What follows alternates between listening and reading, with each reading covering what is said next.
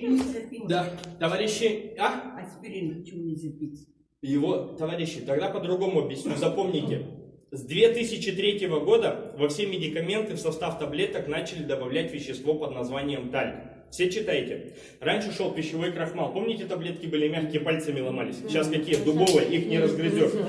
Так вот, товарищи, объясняю. Вот этот тальк, это детская присыпка, это цемент. На него капнуть водой, он цементируется. И вот я почему сказал, мне гипертоников жалко. Они, когда каждый день пьют эту таблетку от давления, у них сначала этот тальк оседает на стенках животы и кишечника, из-за этого происходит понятие непроходимость, по-русски говоря, запоры. Кто пьет таблетки, с этим сталкивается. И самое плохое, тальк в таблетках оседает на сосудах головы и сердца. В сосудах появляются тромбы, тромб отрывается, происходит инсульт, инфаркт. Вот, товарищи, к чему приведет каждый день прием медикаментов. Я вас поэтому не пугать приехал, а только предупредить. Я вам, товарищи, с богатым жизненным опытом, вы жизнь прожили. А я вам только как молодой специалист хочу подсказать, как дома, без таблеток, стабилизировать высокое давление, приступы сердца снять и головную боль у себя дома без таблеток. Кому интересно? Мне. Записывайте, запоминайте. Милая девушка, потом все видео по 100 рублей передадите.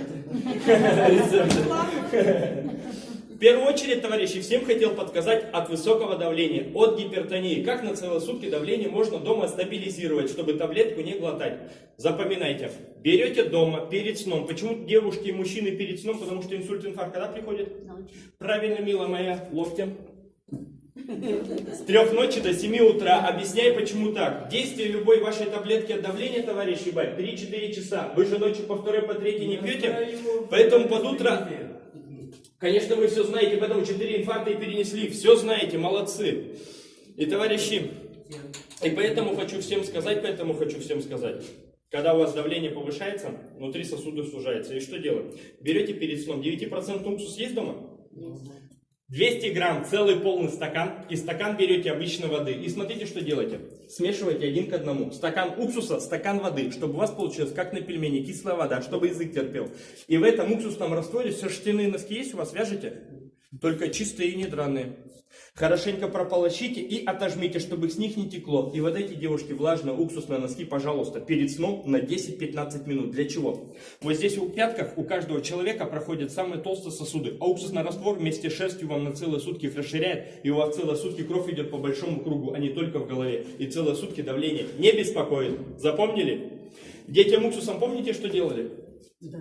Температуру сбивали. То есть, товарищи, когда вы ребенку протирали грудь и спину, у ребенка поры расширялись, внутри жар выходит. Тот же самый смысл, только на ноги. И у вас кровь от головы уходит по большому кругу, и целые сутки нет давления. Запомнили? Если хронически уже, если не поможет. Милая дама, если у вас хронический, сколько лет? Лет 35, наверное. Нет. 35? Я имею в виду, идет это давление у меня. Да, уже полжизни. Я просто почему вам хочу сказать, я вас еще раз говорю, иду с улицы Ленинградской, я эти рецепты уже людям подсказал. Мне через 2 месяца уже ваши соседи такого же возраста, как вы, не моложе, написали благодарственные письма, на 30 единиц давление понизили. Вот этим, что ли? Да.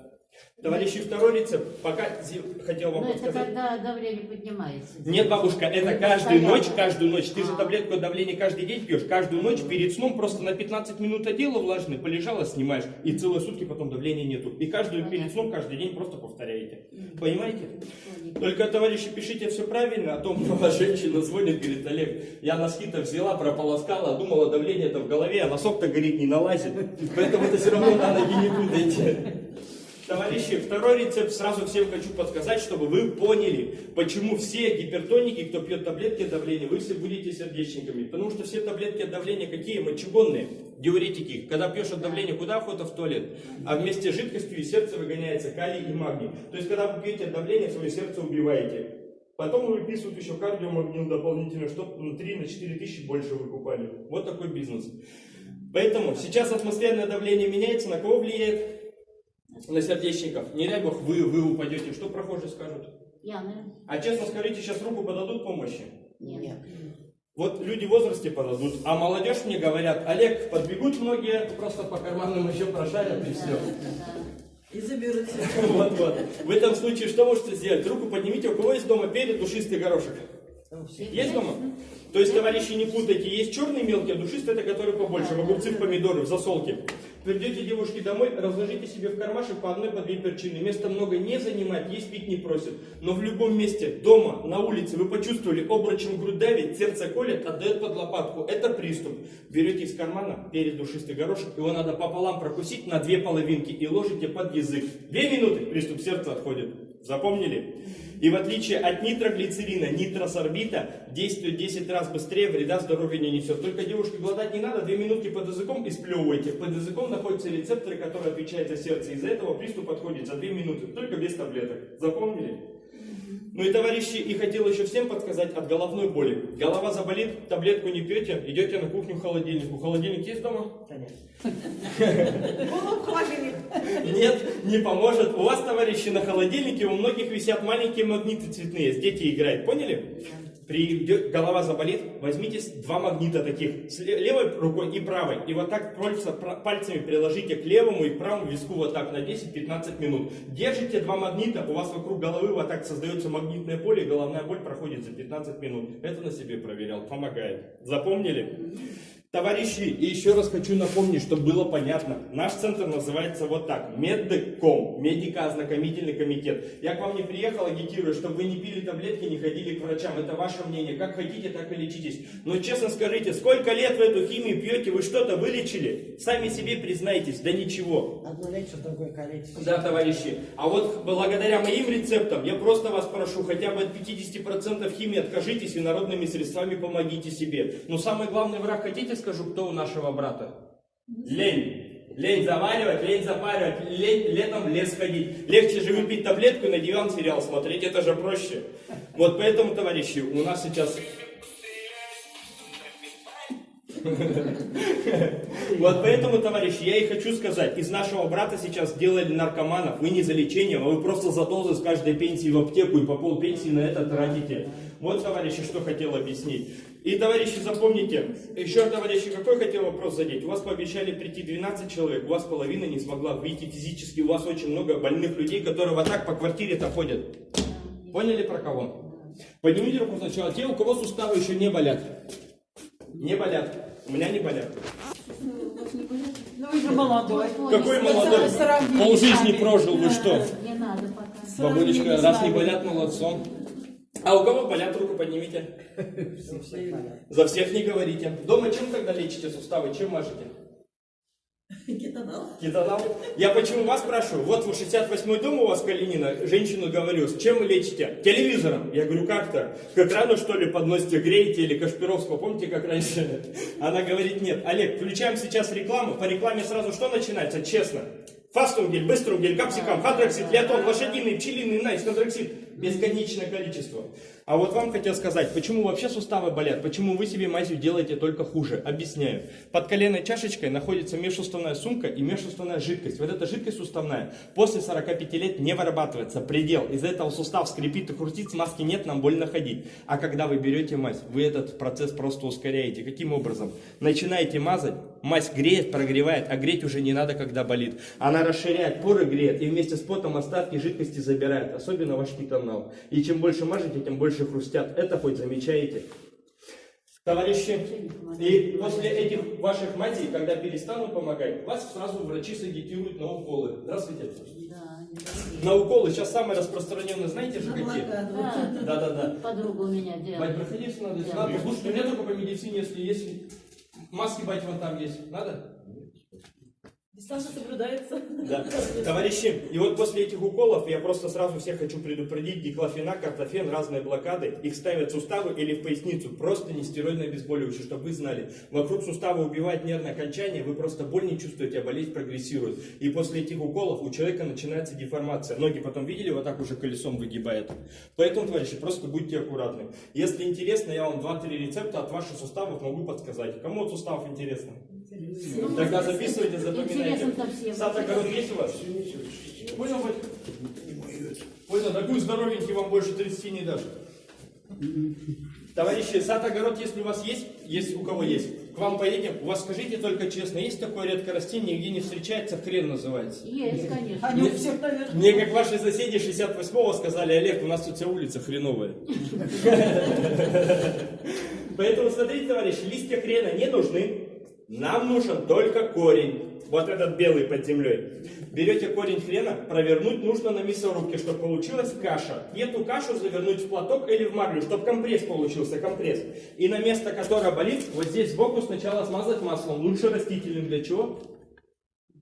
Чтобы не обжигало. Правильно, пятерка вам, чтобы ожога не было. И прикладывайте компресс на 10-15 минут. Долго девушке держать все равно не надо, 10-15. Болеть не будет, как сустав, целый день, 5-8 часов вообще не болит. Поэтому, товарищи, я не говорю, что вы этим корнем хрена лечите, вы также обезболиваете, но без вреда для здоровья, то есть сустав-то уже не сушит, хуже не делает, как мазь. И самое главное, что для пенсионеров? Это же бесплатно растет, только копай и копай. А в аптеку сейчас без 1000 рублей нечего ходить. Вообще. И, товарищи, второй вам хотел рецепт подсказать, пока зимой будет хрен под снегом лежать. Бананы кушайте, диабета сахарного ни у кого нет? При диабете бананы кушать нельзя, если кто-то не знает из родственников. Бананы очень сильно сахар поднимает. Предупредить, если кто не знает. Я кушаю банан. Вот если есть предпосылки к диабету или сахар прыгает, лучше не кушать. Бананы очень сильно сахар поднимают. Поэтому лучше не надо, если уже есть расположенность. Поэтому, товарищи, нам банан не нужен, кожура нужна. Куда кожуру девайте, когда банан съедете? Соседу под дверь, да, что пошел, черт побери. Сейчас смотрите, выкидывать не надо, берете одну кожуру банана и всего лишь 100 грамм спиртосодержащего средства, как вы и сказали, водка, спирт, самогон. Любое, главное, выше 40 градусов. И смотрите, что делаете. Кожуру банана положили на разделочную доску. Ножом измельчайте на мелкие-мелкие части и заливайте вот этими 100 граммами водки или самогона. И убрать настояться на 1,5-2 недели. Закрывать не надо. У вас наоборот за 2 недели весь спирт испарится, а там получится такое желеобразное, как мазь, гель-вещество. Берете эту мазь, вот так себе только наносите, она к вам в сустав впитывается, все питательное несет, обратно не испаряется. Боли не будет 18-20 часов на целые сутки. Запомнили? Вот такая мазь. Товарищи, а вы вообще молодец, раз упражнение. До гимнастики дойдем. Супруг, как у вас? Товарищи, и вот сразу всем хочу сказать, пишите все правильно и записывайте. Потому что, опять же, у вас соседи звонят, говорят, мы с дедом сразу, бабушка, литр настояли, каждое утро пьем. Это наружное, не путайте, не внутрь. И хотел вообще спросить, товарищи, как в поговорке у нас говорится, сейчас все болезни от чего? Все болезни от? Нет. Правильно, пятерка вам. У нас сейчас, товарищи, только язва от удовольствия от того, что мы едим колбасу, которую кошки не едят. Вот от чего язва, а все остальное от нервов. А где находится центральная нервная система, кроме головы? В голове. Или в голове, это значит. Позвоночник, наш столб жизни. Вас ко мне на 2 минуты можно? Идите сюда. Мужа нет рядом? Это ушел. А это ваш, который в очках стоял? Да. И в рабочей одежде, да? Нет. Или который вот больше всех ругался? Нет. А, больше всех ругался, это вот. Это Товарищи, и всем хочу показать, внимательно смотрите. Вот наша центральная нервная система, это наш позвоночник, называется столб жизни. Скажите ваше мнение, как считаете, если надсадить позвоночник, могут ноги отказать? И руки откажут, и жидкий стул, и тошнота, и рвота пойдет, если вы что-то сделаете с позвоночником. Он отвечает за весь организм. И разделен на 3 отдела. Шейный, грудной, поясничный. Шейный отдел за что отвечает? И наши руки, верхние конечности, грудной. Это орган дыхания, пищеварения, сердца, поджелудочное. Все, что под грудной клеткой. И поясничный за что? Мочевыводящие пути, почки и наши ноги, на чем ходим. Ну вот вас погладил, глаза заблестели, на 5 лет помолодели. Проходите. У вас-то вообще нащупал, у вас огромная. Товарищи, и вот вместе с вами сейчас нащупаем корень нашей болезни, и сами нащупайте, много у вас болезней, или кто-то поменьше накопил. Чтобы всем нащупать, надо всем поднять правую, левую руку, все поднимайте. И вот сюда себе все вот так вот запрокиньте, что все здесь нащупали? шишку. Вот, хоть вы и молодая. А мне ваши соседи сегодня как только не говорили. Шишка, хохолок, бугорок, верхний копчик. Одна женщина, знаете, как сказала? Это, говорит, ко мне как муж 25 лет назад сел, так и слазить не хочет. Товарищи, а по-научному запомните, вот этот горб, вот эта шишка, это не жир и не сало, это отложение солей и шлаков. Называется остеохондроз. И вот этот, товарищи, остеохондроз, вот эта шишка у каждого человека растет с 6 лет. Как мы с вами пошли в школу, из-за сидячей осанки за партой с 1 класса, из-за сидячей, у нас эта шишка горб растет. И смотрите, что происходит. У более полных, тучных, толстеньких людей, у них горб наружу торчит. Они поэтому видят, говорят, у меня вон какой горб. А у худых, которые худые, у них наоборот внутрь вырастается, поэтому худые не могут нащупать. Видели, у худых потом на груди начинает вот здесь шишка торчать. У худых хондроз растается внутрь, это еще хуже. И самое плохое, что делает хондроз?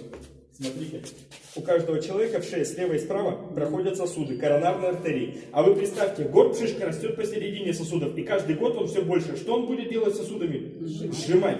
И чем вы старше, у вас хондроз все больше, а сосуды в шее с каждым годом все тоньше и тоньше. Именно из-за хондроза кровь в голову все хуже поступает. В первую очередь появляется шум в ушах, головокружение, бессонница, ломит затылки. На хрустале глаза кровь плохо поступает. Из-за этого развивается катаракта, садится зрение. Поэтому сколько вы раз хрусталик не меняете, это все бесполезно. Потому что из-за хондроза новый хрусталик опять не пойдет. И через 3 года он опять помутнеет. Садится слух, мы начинаем плохо слышать. Выпадают волосы, выпадают зубы. А самое, товарищи, страшное, это склероз и атеросклероз. То есть клетка мозга, крови не хватает, клетка умирает. Из-за этого наша память и пропадает. И чем старше человек, тем памяти что? Потому что хондроз все больше. Вот отсюда все. Как мы это будем устранить? А вот я сейчас и хочу подсказать. Ну, я вообще просто хотел дальше, что он делает, чтобы было вам понятно, что эти таблетки бесполезно пить. Товарищи, мы не лечим хондроз в шейном отделе, дальше он спускается в грудной отдел. И эта опухоль давит на грудную клетку. Что появляется? А вы папирос курили? Нет. Не баловались?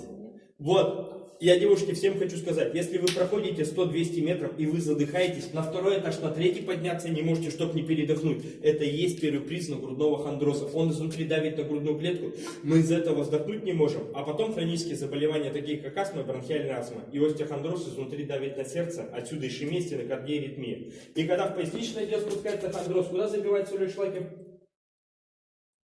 Отсюда появляется не с того в первую очередь камни в почках. Он начинает свои шлаки в камни.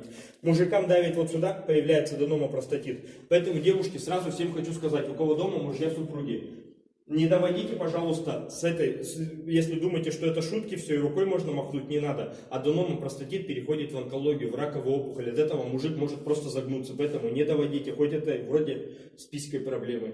Ну и если у нас пояснично все сдавило, кровь-то куда не пойдет? В ноги. Вот из-за поясничного хондроза к вашим суставам не проходит питательство, из-за этого смазки нет. Из-за поясничного хондроза кровь не идет к мышцам, из-за этого постоянные судороги. И из-за поясничного хондроза кровь не идет к ногам, из-за этого ноги холодные и мерзнут. Называется это атеросклероз нижней конечности. И приводит